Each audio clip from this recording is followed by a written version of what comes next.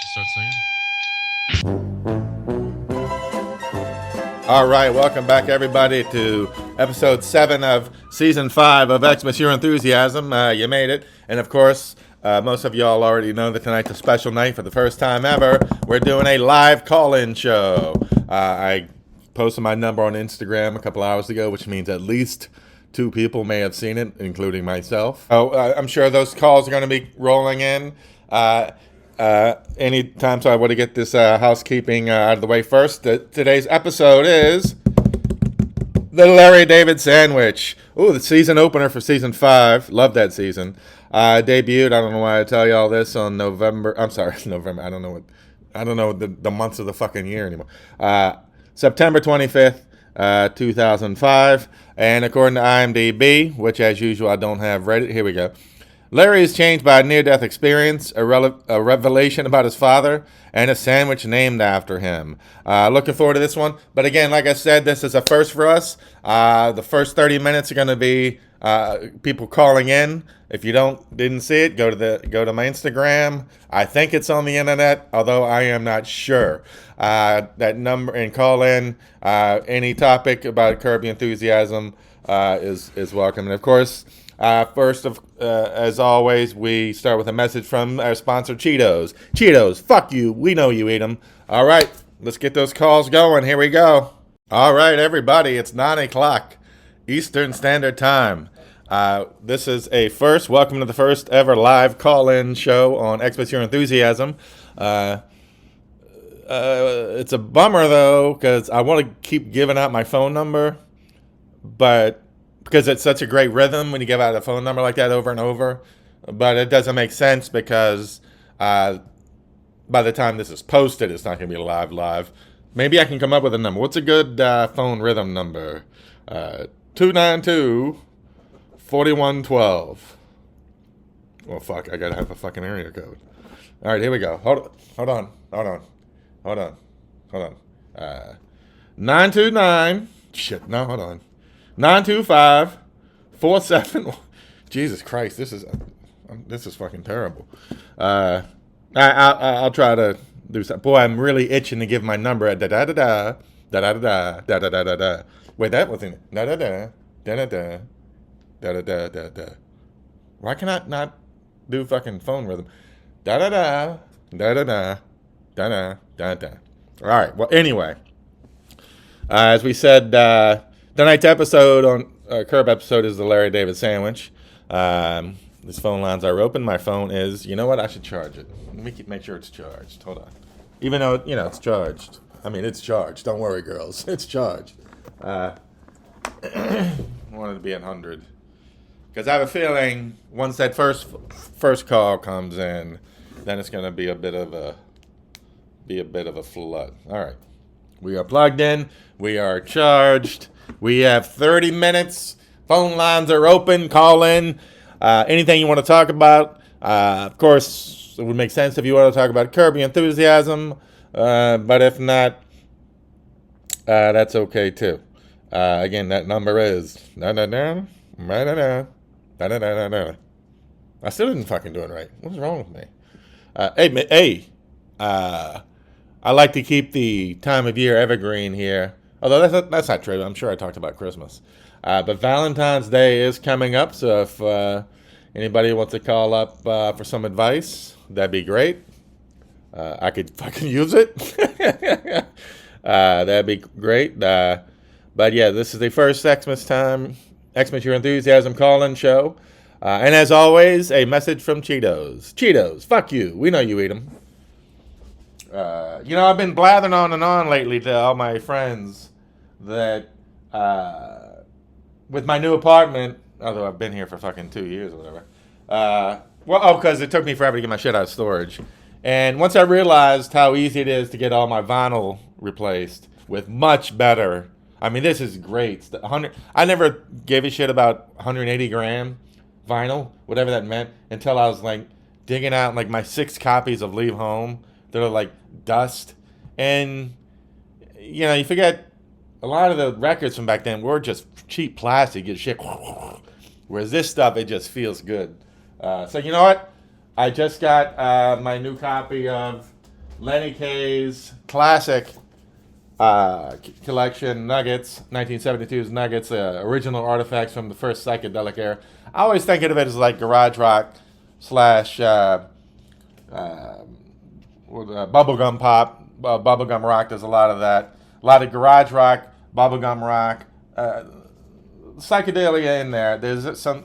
I think my favorite song has a little bit. I'm gonna play my favorite song. If I get sued, please. Well, the odds of that are less than zero.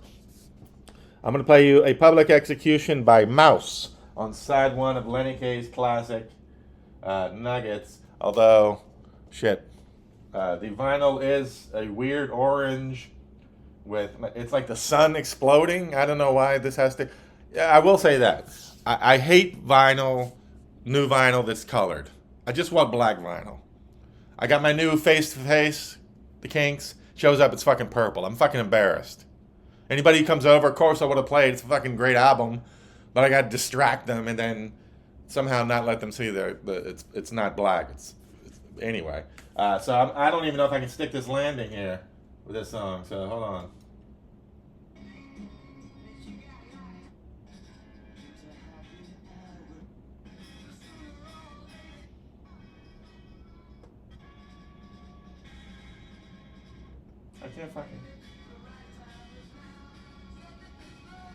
I can't see anything.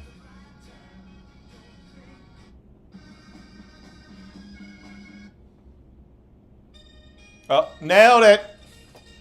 Still got it. College DJ. 19. A Public Execution by Mouse. And that number again is ba ba ba ba ba ba ba ba ba. Still didn't fucking get it right.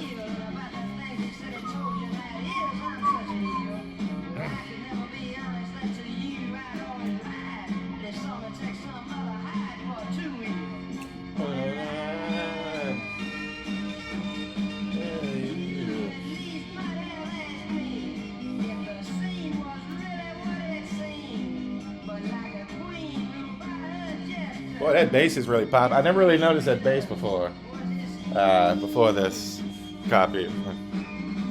If you listen on Spotify, I don't think you hear this bass. And this is just a crappy record player. It's not even a real record player.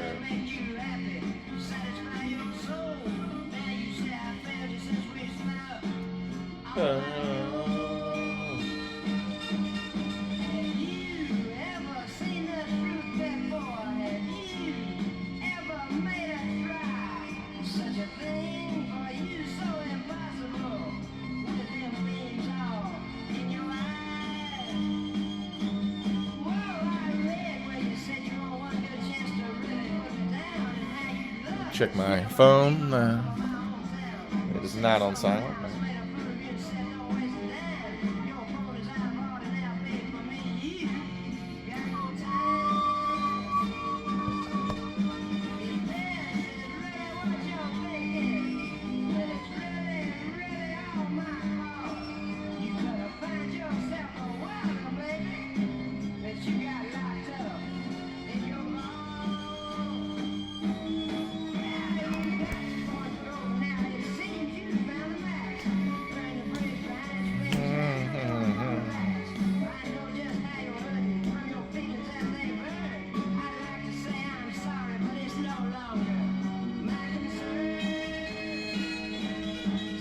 Goodbye.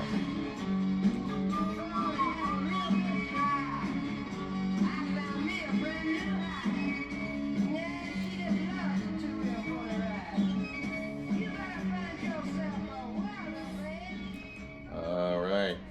Mouse with a Public Execution. And it just occurred to me, probably should have, I didn't want to turn it up because it's kind of late and I got neighbors. Probably could have pulled it a little closer, but, I don't know what to tell you people. Anyway, yeah, again, that number is, we are live, so I'm waiting for those calls. My phone is, I double checked, the ringer is on. Call us at, that sounded awesome. You know what we could do? Now that I'm thinking about it. A couple of years ago, oh, I am brilliant. If I can, here we go. A couple of years ago, started this thing. I mean, some of you super fans will know. And, I mean, not that any of y'all are still alive. I started a thing where every day I added something to a list of things I like. Just something that popped in my head that I liked. And I did that every day for a year. I don't know what I'm going to do with that. Maybe at some point I'll curate it and do something about it. But maybe now I'll just pop through and kind of randomly pick 2 or 3 things. The mingling of generations at weddings. That is always... Now, it kind of sucks now that I'm getting towards the upper end of the generations. But I always like that, when you're young and like I always like the older generation, like my parents' generation and that crew, because they always seem to know the same steps to all the same dances. Like my generation, we get out there. I mean, you ladies have seen me out there, so I'm accepting myself from this conversation because I know how to dance. Everybody just kind of gets out there and just flings themselves around and does their own thing. Bouncing around like fucking peanuts assholes. But then, like, everybody's parents would always swoop in and just, boom, they know this dance, they know that dance, and they're all serious.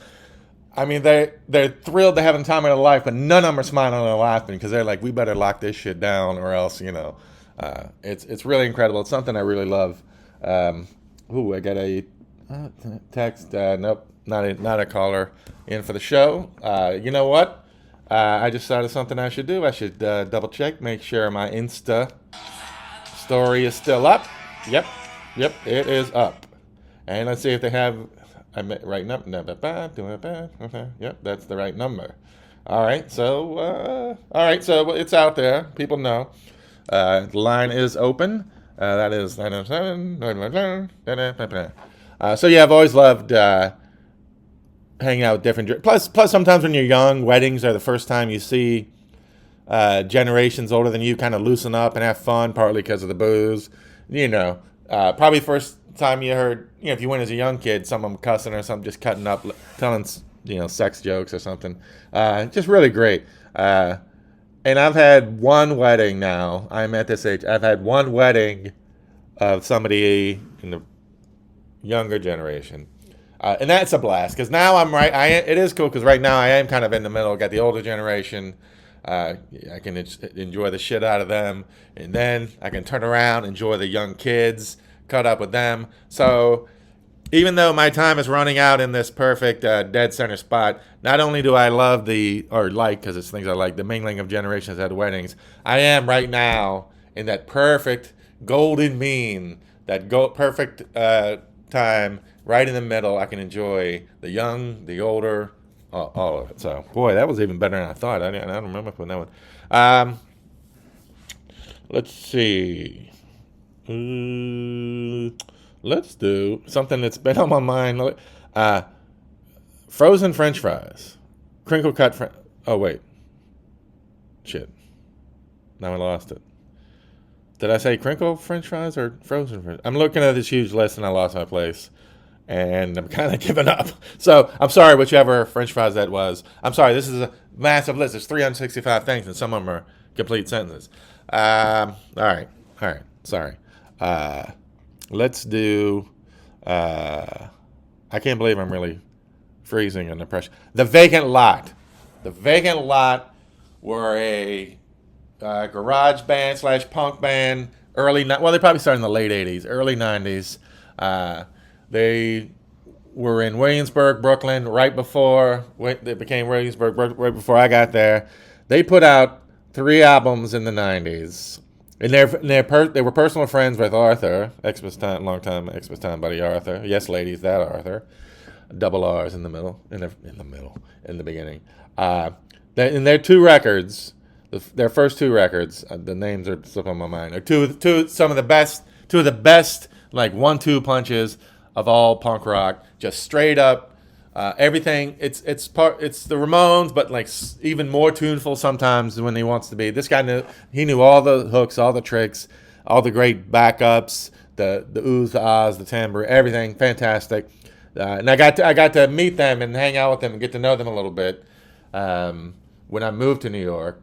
right after that third album, which I have to admit I did not love as much as the first two, but I still stand for them. The Vacant Lot. I don't know what happened to them. They kind of disappeared right after I got there. I remember being so excited when I moved there, because part of it was, man, I'd get to see the Vacant Lot and get to see how they did their thing and everything, and then I feel like they must have broken up or something kind of immediately after that. But anyway, the Vacant Lot out of Brooklyn back in the day, first two records, I'd put them up against almost anything.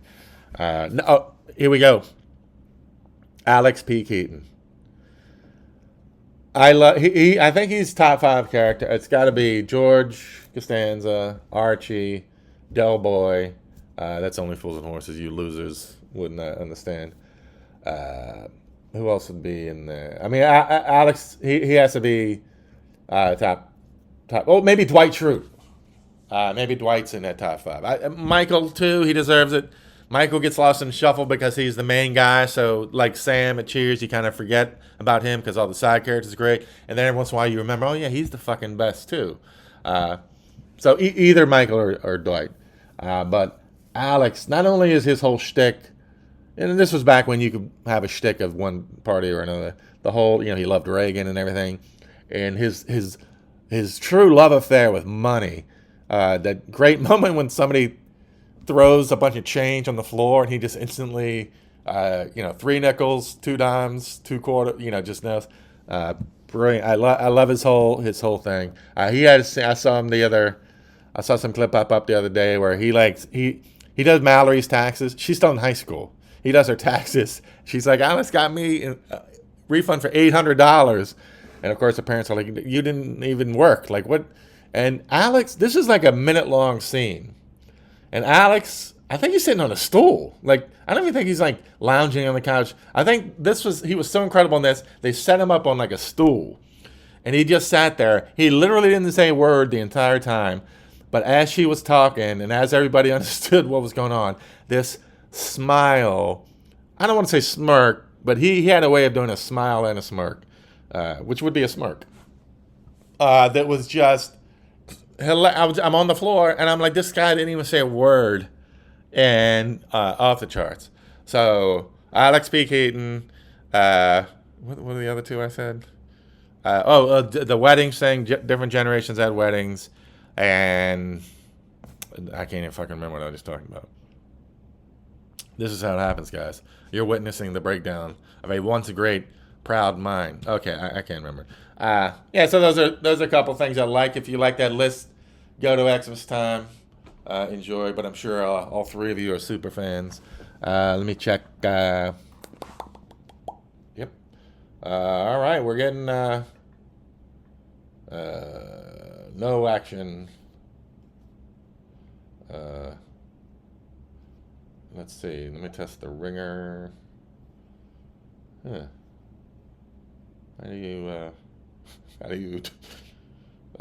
How come every time I touch my fucking settings, the ringer fucking goes off, except the one time I want to test it? There we go. All right, it rings. All right. Again, that number is... I tell you what I just realized. Mark Lewison's Evolver movie, or a documentary, about the first... Well, let me give you the description. Celebrating... It's Evolver 62. I got it on Apple. Celebrating the Beatles' seminal year, 1962, the year that changed everything. I mean, they say that about every year about the Beatles. And kind of the reason they do it is it's true, but it's annoying that I had to fucking read it out loud. But I move my pain to you people. Somebody explore the band's evolution through the very places and artifacts that shape their story. A compelling, surprising, and unmissable treat. Unmissable? Who writes unmissable? Evolver 62 delivers unique viewing for Beatles fans, music lovers, and anyone serious about the moments that reshaped modern culture. I hope I didn't just spend $10. Well, first of all, I'm annoyed. This thing's been out since 2025, so at least a couple of months. And I didn't know it was out. I've been waiting for this Evolver shit from Mark Lewison, who is the Beatles historian. Anybody who read the first volume of Tune In, for which, after 1,000 pages... Now, this is supposedly it's going to be 3 volumes, I think. We've all been waiting 10 years for the second volume. This first volume's 1,000 pages. Ringo shows up in like page 900. It's like that thing where they say human beings and the whole chart of history showed up the last second before New Year's Eve. That's the way this is. So we're all waiting for this second one. So I don't know how this made it through without me. But then I am a little worried. Places and artifacts. I mean, here's Penny Lane. Yeah, I know. Mark Lewison, you're a little better than that. I mean, you've broken down real recording techniques they used. Broke down why alternate takes were used. All this great stuff, and we're gonna be like, oh, this is where who got a hand job. Come on. All right, I don't know why I'm shitting on it. I'm sure I'll love it. I'll tell you what I am shitting on. Speaking of my love for replenishing my vinyl, thank you. Well, I'm not going to thank anybody. The only thing that does suck about it, that pisses me off, is it lists on the album on the cover. It doesn't say the year of the actual album. It'll say, like 2013. It's like, I don't know why they can't just hide the updated year of the new pressing. It's like, we all know Village Green came out in 1968, but according to my copy, it's 2013 or whatever. It's just fucking absurd. I don't like that. I don't care for that. That phone number, only got about 10 more minutes for this call in. I know everybody's getting used to it. That number is I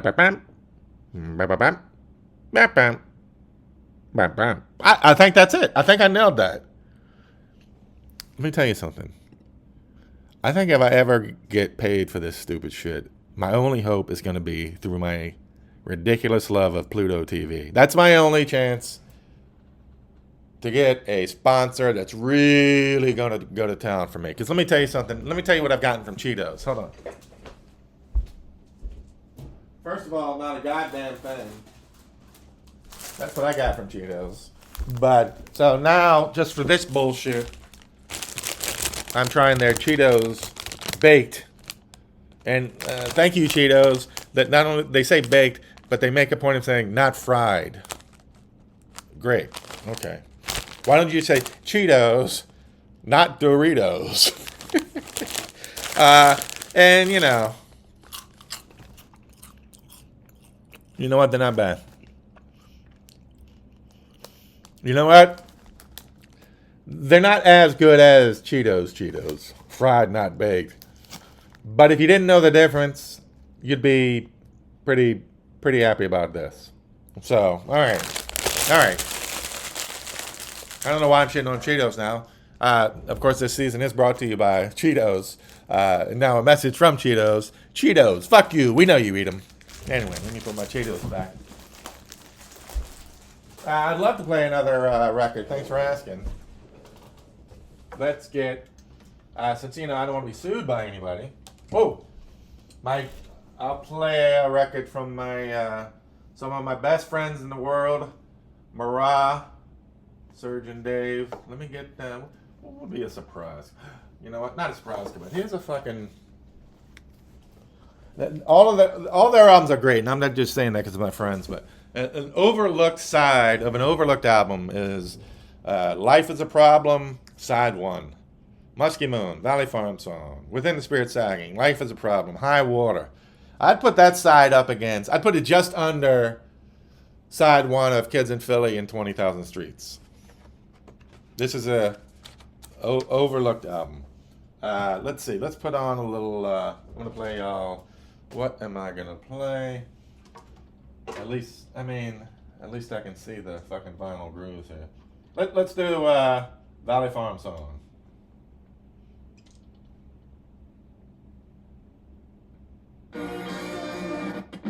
Sorry. Here we go.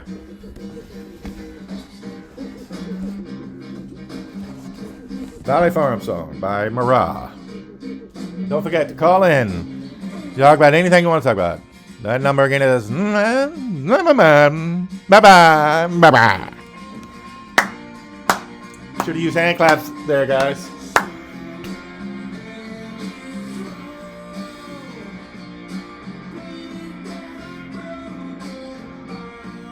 Horns. Come on, guys. What are we doing? Could have used. Come on, guys. I should have been there.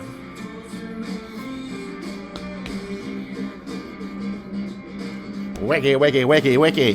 They blown opportunities, guys. Wiggy, wiggy, wiggy, wiggy. Nice. I love this song. Although I seem to be talking over it.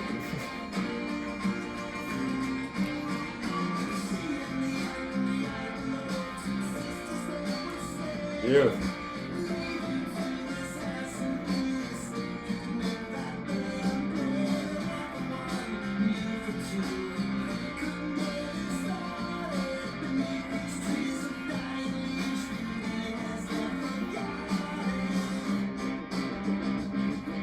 Wiggy, wiggy, wiggy, wiggy. Nice.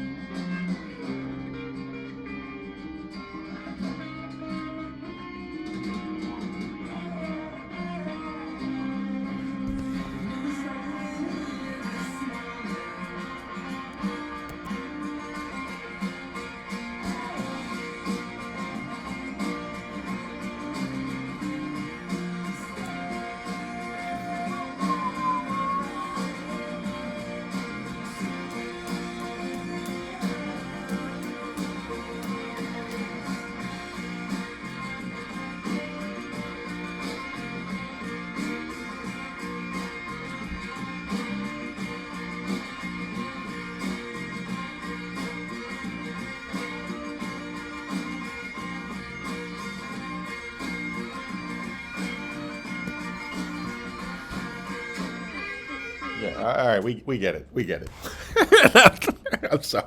That was Marah, one of my all-time favorite bands, some of my all-time favorite friends. Everybody needs to get these records, including this one, Life is a Problem, which I think came out in 2010, if I'm not right. I don't want to look at the fucking album cover art because it might fucking tell me, Wednesday. Anyway, we got 4 minutes left. Open phone lines here at XMAS Your Enthusiasm, and that number again is so let's see. Oh, was I talking about Pluto a minute ago? I'm going to run through real quick Pluto's guide and tell you how many things I would watch. Like maybe I don't love it, but I would watch. 1, 2, 3.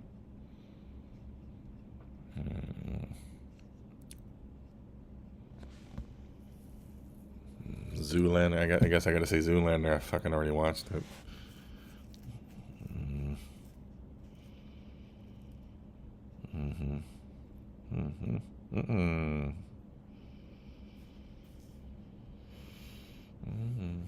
Blue Hawaii. Viva Las Vegas. Hot Summer Nights. A different genre. Is that the Ed Burns movie? Nah, doesn't look like it. Sorry. All right, I lost track again. Anyway, we got like 3 minutes left for these calls, guys. Anything you want to ask or talk about? This is the first ever XMAS Your Enthusiasm live call-in show. That number again is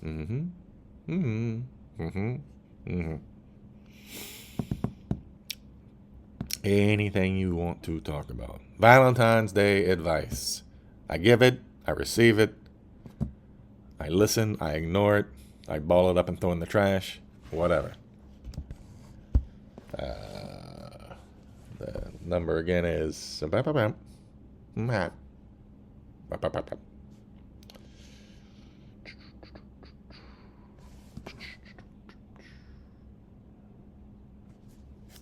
what was that second thing I liked? I did talk about something, right? The fucking weddings, Alex V. Keaton. The Vacant Lot. That's what it was. The Vacant Lot. Yes. Go get the first 2 Vacant Lot records. Let's make sure these phone lines are still. Oh, great. I gotta go back in my fucking settings. I don't know what I'm. Oh, there we go. Yep. All right. All right.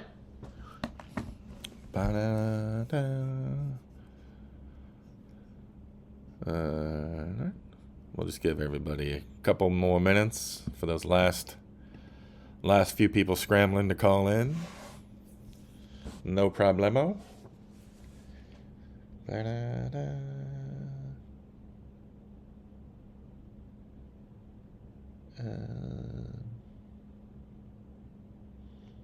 I'm gonna get some of that Pluto money.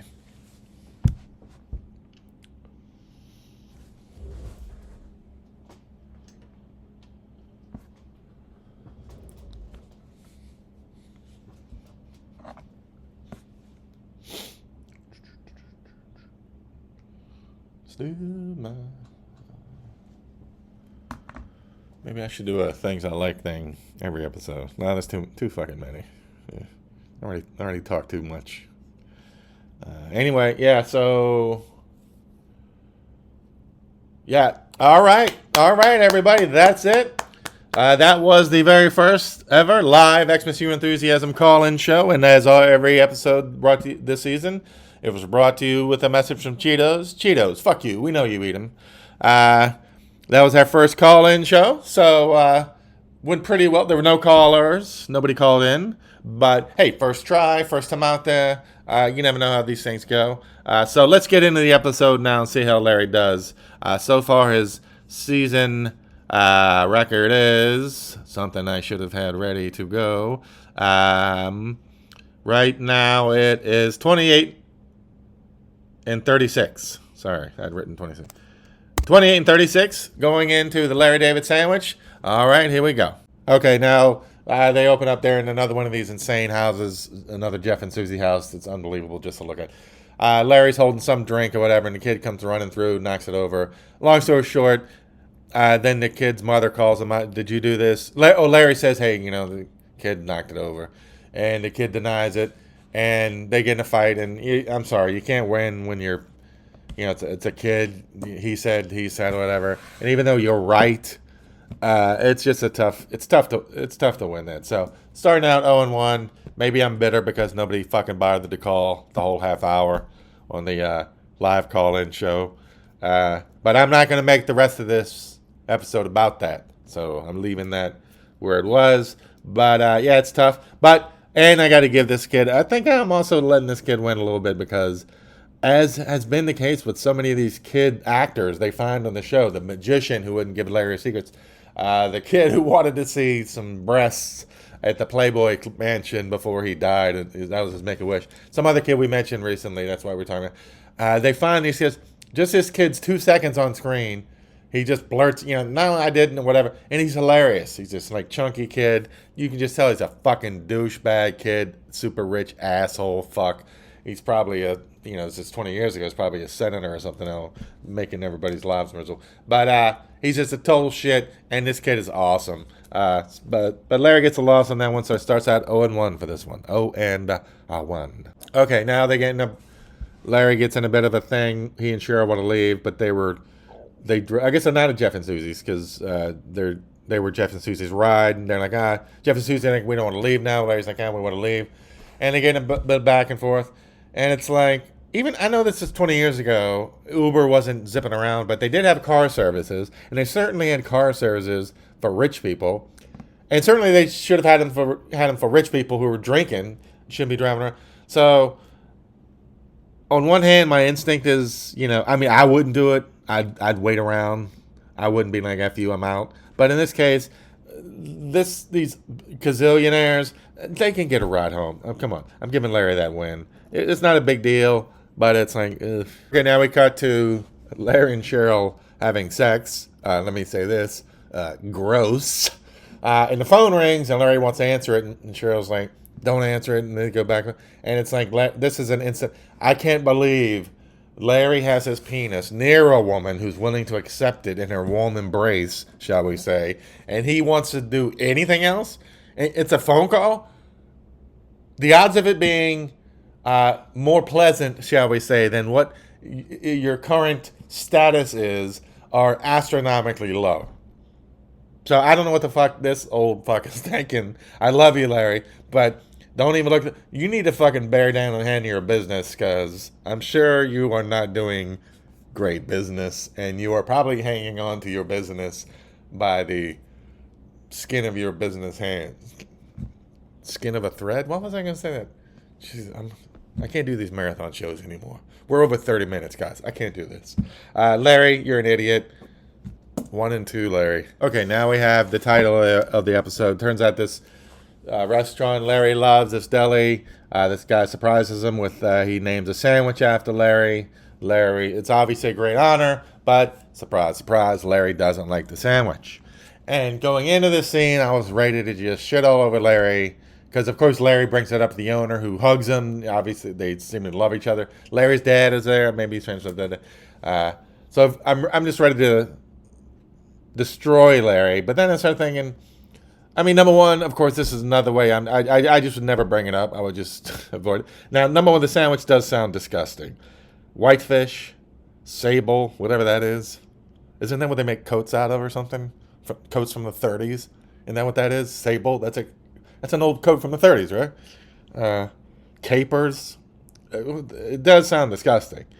But I also have to say, if you're doing this with a celebrity, it is an honor, and it would be a nice surprise if you surprised him and he loved the sandwich. Like, if you wanted it to be a surprise, which I don't know if he did, but he sure didn't tell Larry about the sandwich. Why not coordinate it with his friends? Hey, what is Larry? First of all, if Larry's been coming to this place you love so much, how do you not know what he likes and hates? He says he does. He says this is disgusting. How do you not know that if you're such a great restaurant? Number two, sniff around with his friends and whatever, make sure. Or number three, it's like, why, if you're going to do this, and it is a great honor to have a sandwich named. Don't get me wrong. I aspire to it. I am begging for it. I would pay you for it. And I will do the whitefish. I will do the sable, the coat from the 30s. I will do the capers. But this is Larry David. So why not coordinate with them, with these celebrities? Excuse me. And say, hey, let's do a sandwich. So then they get excited about it. I want it to be A, B, C, D, blah, blah, blah. They get excited about it. Then if they're such a hotshot celebrity, which Larry David probably isn't the biggest celebrity on whatever this list is. And I say that, I'm sure I love Larry more than any of those celebrities. Go around town, they can be talking about it, promoting it.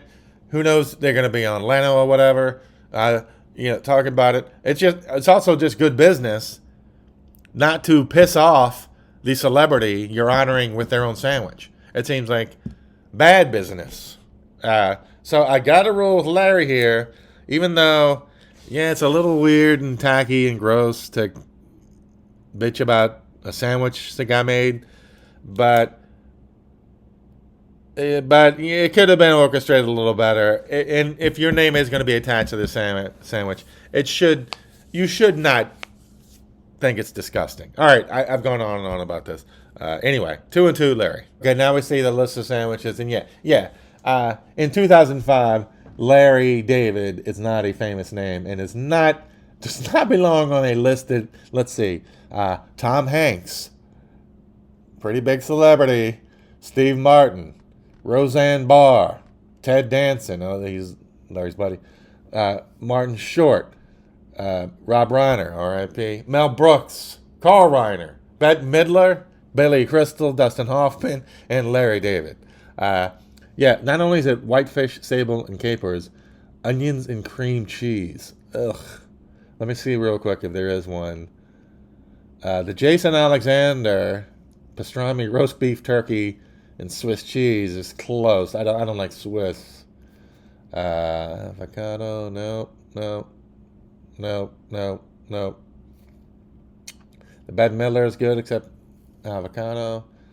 All right, the Roseanne Barr, roasted chicken breast, bacon, and cheddar cheese. All right, boom. I forget what my point was when I was pointing out that Larry is by far the lowest on the celebrity rung. But anyway, it's cool to look at these sandwiches. This episode's not fucking ending. Just stop listening. Go to the next one. I wish I could. Of course, this is all worth it since none of you motherfuckers called in during my live call-in show. Let it go. Let it go. All right, 2 and 2, Larry David. All right, a couple important points or things here. While eating a Larry David sandwich at this place, while Larry's arguing with the owner if he could change the sandwich because he hates it, while eating it, Larry's father almost chokes to death on it. Ends up at the hospital, and he has a stroke. He's going to be okay, and this is when he tells Larry, or Larry thinks he tells him that he's adopted, which kicks off a lot of the season 5. But my point, but now I'm thinking, I know he goes on to ask Ted because the guy said, because he asked the owner, hey, if I get Ted Danson to switch sandwiches, can he? And the guy's like, yeah, great. And again, it's like if the guy doesn't give.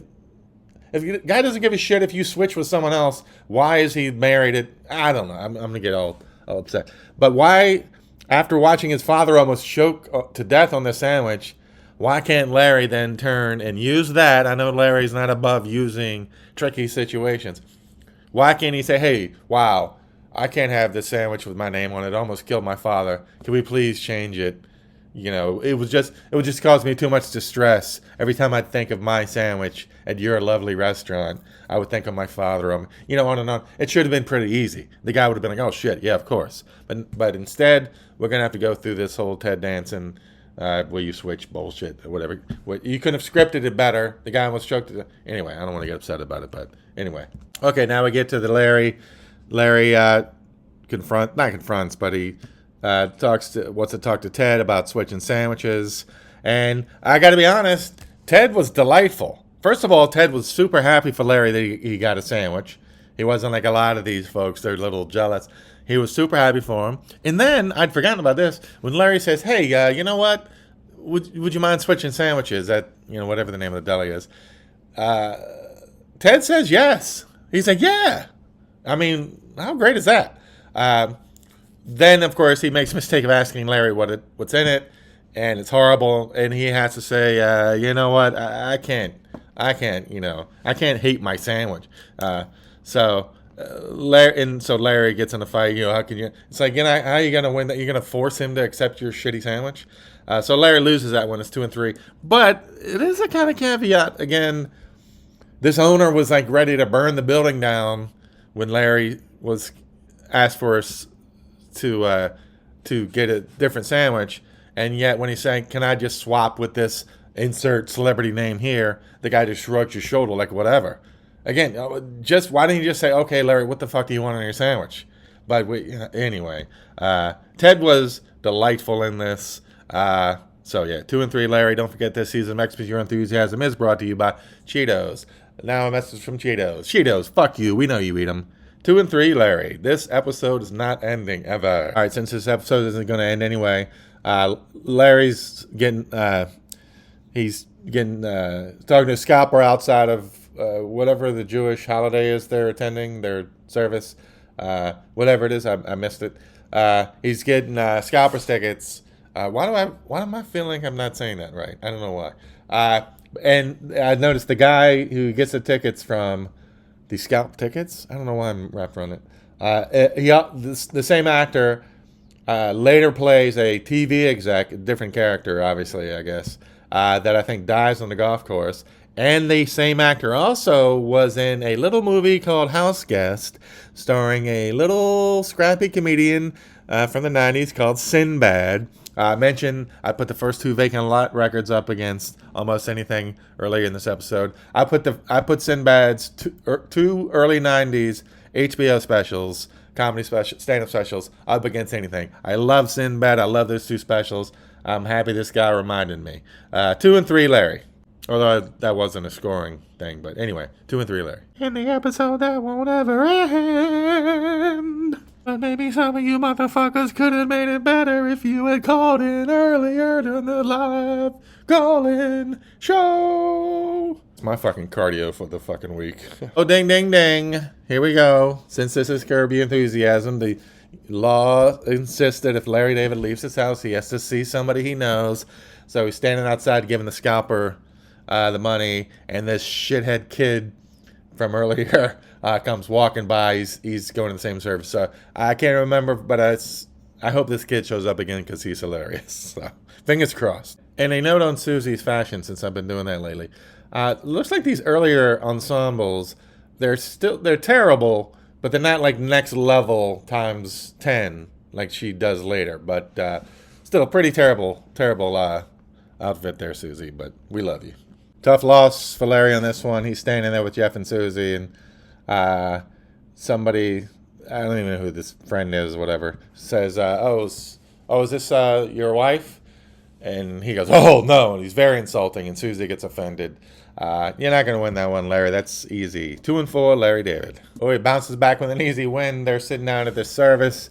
And for some reason, Richard Lewis, who's like one pew up and down a little bit, decides to turn around to Larry and start kind of whisper shouting at him about getting a sandwich at this place. Now, Larry does the wrong thing and starts shouting back, and it's about to cause a distraction. But this is a case of... and I can't believe I'm saying this about two adults. He started it. And by that, I mean Richard Lewis. I mean, we love you, Richard. We miss you. But you can't be shouting in a synagogue about some sandwich or whatever. Plus this color green, this envy, does not suit you, my friend. Anyway, 2-5. Oh, wait, I'm sorry. 3-4, Larry. He won that one. 3-4. Way to go, Larry. Congrats. You're not the biggest douchebag in the synagogue right now. Awesome. Larry's getting kicked out because the shithead kid busted him about getting a fake ticket, and he's getting kicked out by security. Which, all synagogues have security guards? Have I been to a synagogue? I've been to a Jewish wedding. I don't know if I've been to a synagogue. As a matter of fact, I don't even know if this is called a synagogue. I keep saying it over and over. Anyway, are there security guards there? Anyway, Larry's getting his ass hauled out because of this kid. I love this fucking kid. Back and forth. Larry's on a roller coaster. Easy win because as he's getting dragged out by his face, Susie's yelling at him because, again, everything works in a circle on a curb. They were... he and Cheryl are Jeff and Susie's ride. And so Susie's like, how are we going to get him screeching in? It's like, Susie, number one, we talked about this. Number two, he is being thrown out of the building by the cops. So maybe find another way. Larry wins that one by not being the biggest asshole in the room. Congrats. Coming back, 4-4, Larry. Don't forget this season of Extra Enthusiasm is brought to you by Cheetos. Cheetos, fuck you. We know you eat them. 4-4, Larry, coming to the home stretch. Fingers crossed. My promise is to you people, I will do everything I can to keep this under 1 hour, but I can't promise. Maybe if I wasn't distracted by the fact that none of you motherfuckers called in to the first ever live call-in show for this podcast, but whatever. Don't worry. I'll stay focused for you. For you. Okay, now he goes to Leo's Deli, and he's pissed off because his sandwich has been replaced. Well, the sandwich is the same, but his name has been replaced by, of course, Richard Lewis. And not only that, but of course, I should have said my of course, at that moment, Richard Lewis just happens to be sitting there at the deli because of the laws of, I can't even fucking stand the sound of my own brain at this point. And Larry's screaming, yelling at him, and Richard makes it obvious, like he had nothing to do with it. And it's obvious his owner, who has no real, other than just what's argue about it, doesn't really give a shit. I have no problem believing he just called Richard up and said, hey, you know what, the sandwich is yours. Larry, you look like an idiot. I'm calling this one for Richard. 4-5, Larry, in this episode. Let's see. All right, people, thank God. That is it. I told you I'd get this under an hour. You're welcome. Larry finishes this episode 4-5, bringing this season's total to 32-41. Thank you, nobody, for not fucking calling during the first ever live call-in show for Extra Enthusiasm. Excuse me. I'm already over it, so we'll probably have another one, and you people can do the right thing finally. Don't forget this season is brought to you by Cheetos. Cheetos, fuck you. We know we eat them. Thanks a lot for doing this, everybody. I can't believe I did. We'll see you next time.